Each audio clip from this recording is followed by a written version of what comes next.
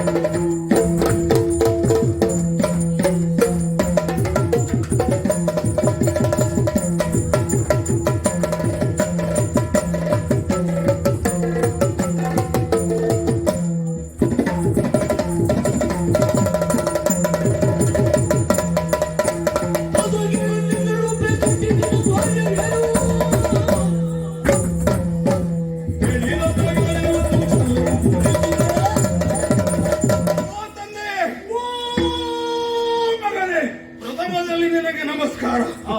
ಹಾಗಿದ್ರೆ ನನಗೆ ಸಣ್ಣ ಷಷ್ಟಿಗೆ ನೀನೇ ಕಾರಣಕರ್ತ. ಮಗ ಎನ್ನುವುದು ಕರೆದಿಲ್ಲ, ನೀನು ತಂದೆಯ ಸರಿ. ಕಣ್ಣು ತೆರೆದಾಗ ದಿವ್ಯವಾದಂತ ಮೂರ್ತಿ ಎದುರಿನಲ್ಲಿ ಯಾಕಾಗಿ ನನ್ನ ಕರೆಸಿದೆ? ನನ್ನ ಸೃಷ್ಟಿ ಕಾಲ ಏನು ಮಗನೇ?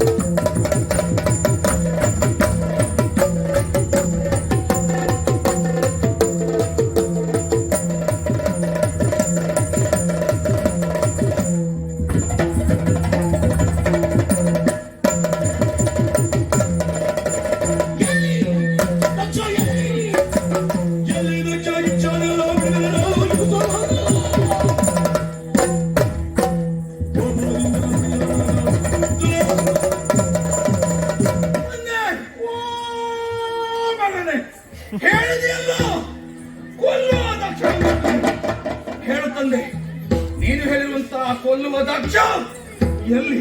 ಪ್ರಾಚೀನ ಬರೆಯಲ್ಲಿದ್ದಾನೆ ದಕ್ಷ. ಅವನ ಕೊಲ್ಲು. ಅಮ್ಮ ಸಾಯುವಾಗ ಕೈ ತಟ್ಟಿ ನಕ್ಕರಂತೆ. ಅವರ ಕರಗಳನ್ನು ಕತ್ತರಿಸು. ಗಹ ಗಹಿಸಿ ನಕ್ಕವರ ದಂತ ಪಂಕ್ತಿಗೆ ಕೈ ಕಿತ್ತಿ ಬಿಸಾಡು. ಹೋಗು.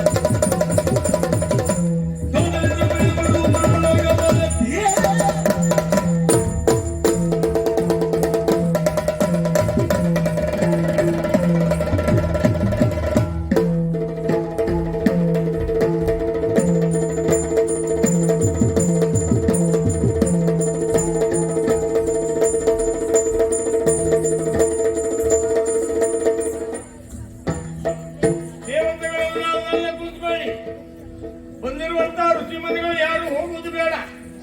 ಯಾಗ ಪುನಃ ಪ್ರಾರಂಭ ಮಾಡೋಣವಂತೆ. ದಕ್ಷ ಪ್ರಜಾಪತಿ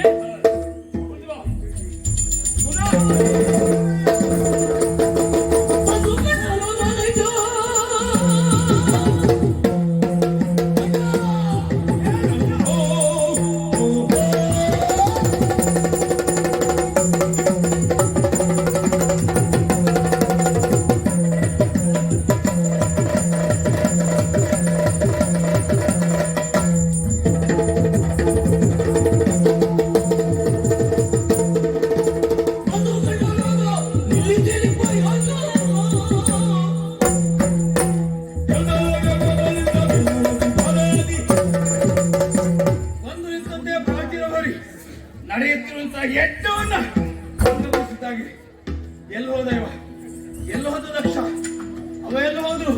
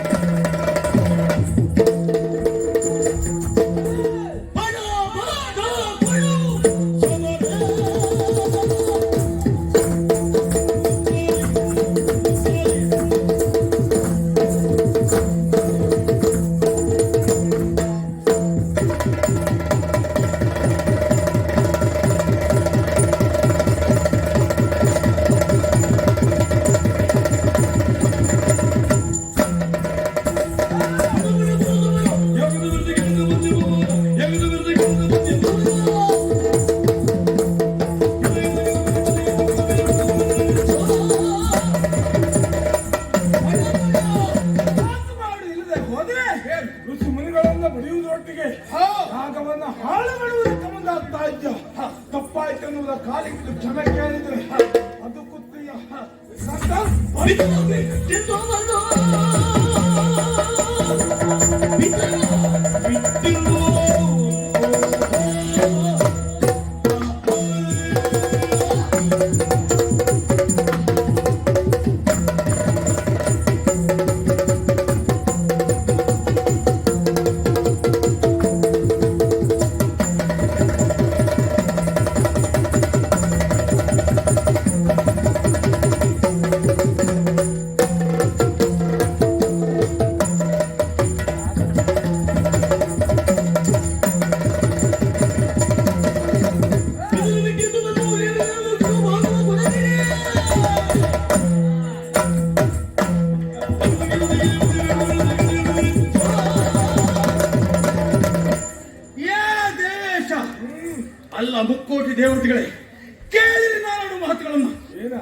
ಕಷ್ಟ ಬಂದಾಗ ಓಡೋಡಿ ಬರುವುದು ತ್ರಿಮೂರ್ತಿಗಳಲ್ಲಿ. ಆದ್ರೆ ಈಗ ಅವರನ್ನೆಲ್ಲ ಬಿಟ್ಟು ಹವಿಸ್ತನ್ನ ನೆಕ್ಕುವುದಕ್ಕೋಸ್ಕರ ಬಂದಿರಲ್ಲ. ಏ ನೆನಪಿರಬೇಕಿತ್ತು, ನಡೀತಿರುವಂತ ನಿರೀಶ್ವರ ಯಾಗವನ್ನ ತಪ್ಪಿಸಬಹುದಿತ್ತು. ಅದನ್ನು ಬಿಟ್ಟು ನಿರೀಶ್ವರ ಯಾಗಕ್ಕೆ ಬಂದಿರಿ, ಹವಿಸ್ಸನ್ನು ಮುಕ್ಕಿದಿರಿ. ಅಷ್ಟೇ ಅಲ್ಲ, ಜಗತ್ತಿನ ತಾಯಿಯಾದಂತ ನನ್ನಮ್ಮ ದಾಕ್ಷಾಯಣ ಸಾವಿಗೆ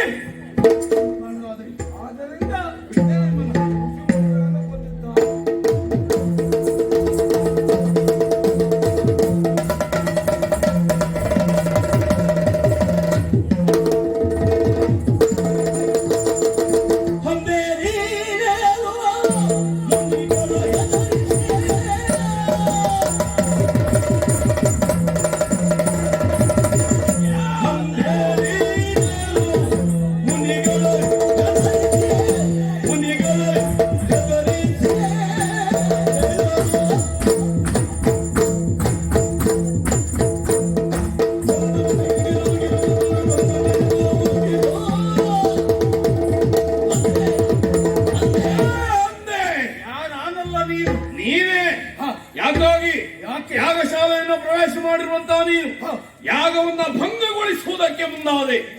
ಅಲ್ಲ, ಈ ಅಧ್ವರವನ್ನ ಸಾಂಗವಾಗಿ ನಿರ್ವಹಿಸ್ತಾ ಇರುವಂತಹ ಅಧ್ವರ್ಯವನ್ನು ವಹಿಸಿಕೊಂಡಿರುವಂತಹ ಭೃಗು ಮಹರ್ಷಿಯ ಗಡ್ಡ ಬಂದಕ್ಕಿಂತ ಭಗ ಮಹರ್ಷಿ ಹಲ್ಲುಗಳನ್ನ ಕಾಣಿಸಿದೆ. ದೇವತೆಗಳೆಲ್ಲ ಸಹ ದಿಕ್ಕಾಪಾರಾಗಿ ಓಡುತ್ತಾ ಇದ್ದಾರೆ. ಇಷ್ಟೆಲ್ಲ ಅನಾಹುತಕ್ಕೆ ಕಾರಣೀಕರ್ತರಾದದ್ದರಿಂದ ನಿನ್ನನ್ನ ಹಂದೆ ಎನ್ನುವುದಾಗಿ ಸಂಬೋಧಿಸಬೇಕಾಗಿದೆ. ತೊಂದರೆ ಇಲ್ಲ. ನೀನು ಯಾರು, ಇಲ್ಲಿಗೆ ಯಾಕಾಗಿ ಮುಂದೆ ನಮ್ಮ ಯಾಗಶಾಲೆಯನ್ನು ಹಾಳು ಮಾಡುವ ಉದ್ದೇಶ ಏನು ಎಲ್ಲವನ್ನ ಬೇಗ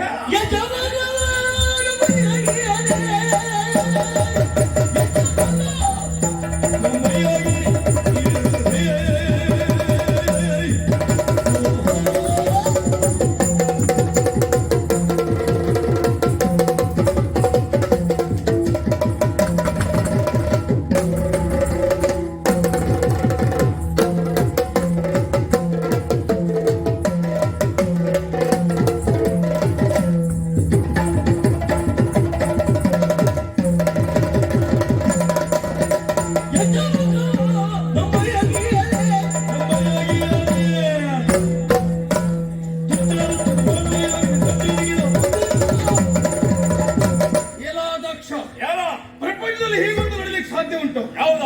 ನಿರೀಶ್ವರ ಯಾಗ ನಡೆಯುತ್ತಿರುವಂತಹ ಯಜ್ಞಗಳಲ್ಲಿ ಮಾಡುವವರು ಯಾರು ಅನ್ನುವುದರ ಮೇಲೆ ನಿರ್ಧಾರ ಆಗ್ತದೆ. ಅಷ್ಟ ದಿಕ್ಕುಗಳ ಒಳಗಿನಾದಂತ ನನ್ನ ತಂದೆಗೆ ಹವಿಸ್ತನ್ನು ಕೊಡದೆ ಇನ್ನ ಯಾರ ಪರಮೇಶ್ವರ, ಈಶ, ಶಂಕರ, ಭಕ್ತ ಕಿಂಕರ.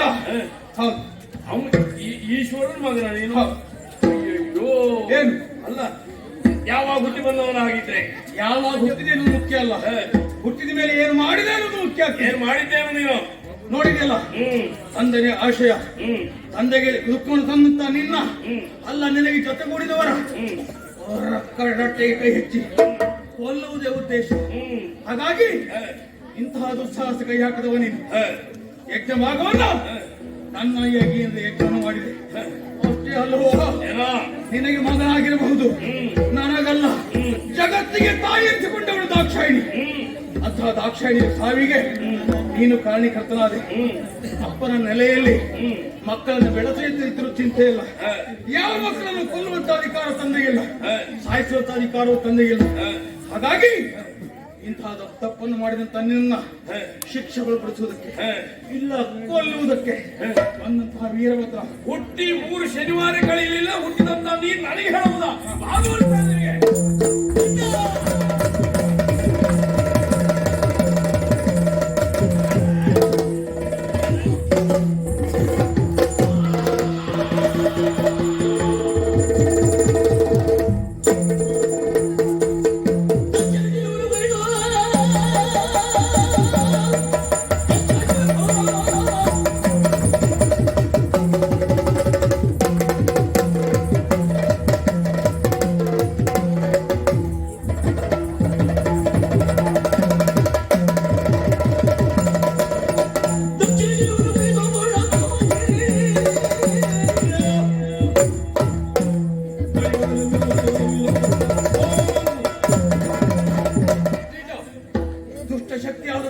ರಾಕ್ಷಸರ ಶಿರವನ್ನ ಕಡಿದದ್ದಾಗಿದೆ.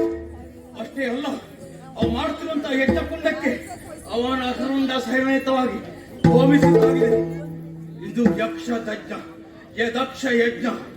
ಯಕ್ಷನ ಶಿರಸ್ಸನ್ನೇ ದಹನ ಮಾಡಿದೆ. ಹಾಗಾದ್ರೆ ಇಲ್ಲಿ ನಡೆದಿರುವಂತಹ ಸಮಸ್ತ ವಿಚಾರವನ್ನು ತಂದೆಗೆ ತಿಳಬೇಕು. ಕ್ರೋಧಗೊಂಡಿರುವಂತವನ ಕ್ರೋಧ ಶಾಂತಗೊಳ್ಳಬೇಕು ಅಂತ ಆದ್ರೆ ಸಮಸ್ತ ವಿಷಯ ಅಲ್ಲರುತ್ತೇನೆ. ಕೈಲಾಸದ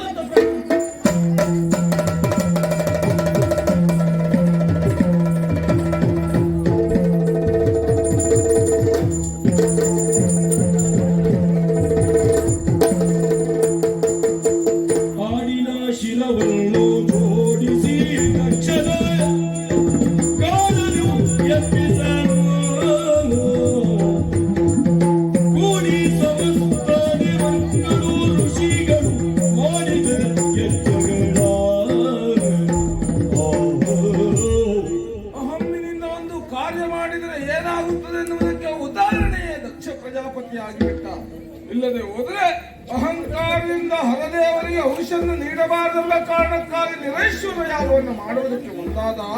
ಅದರಿಂದ ಅವನ ಗರ್ವ ಭಂಗವಾಯಿತು. ಅಷ್ಟೇ ಅಲ್ಲ, ಅವನ ರುಂಡವನ್ನು ಛೇದಿಸಿದಾಗ ಯಾಗ ಸಮಾಪ್ತಿಯಾಗದೆ ಲೋಕ ಕಲ್ಯಾಣವಾಗಬೇಕಿರುವಂತ ಯಾಗ ಅರ್ಧಕ್ಕೆ ನಿಲ್ಲುವಂತಹ ಸಂದರ್ಭದಲ್ಲಿ ಪರಮೇಶ್ವರನನ್ನು ಬೇಡಿಕೊಂಡಾಗ ಆಡುವಿನ ತಲೆಯನ್ನ ಜೋಡಿಸಿ ಯಾಗವನ್ನ ಮುಂದುವರಿಸಿ ಎನ್ನುವುದಾಗಿ ಹೇಳಿದರು.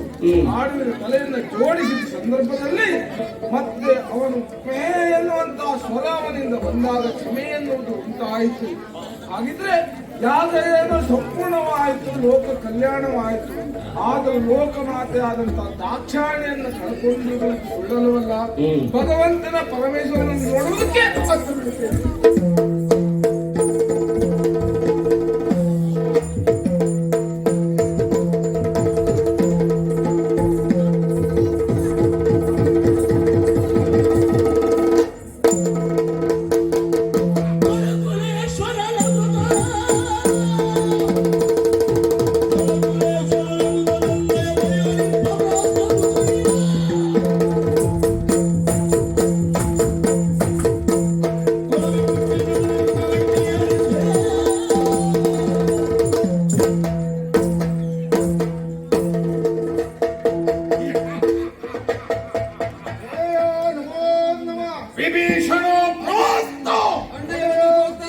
ಎಲ್ಲವರಿಗೂ ಶುಭವಾಗಲಿ. ಸೇರಿರಬಹುದಾದಂತ ಈ ಲಂಕೆಯ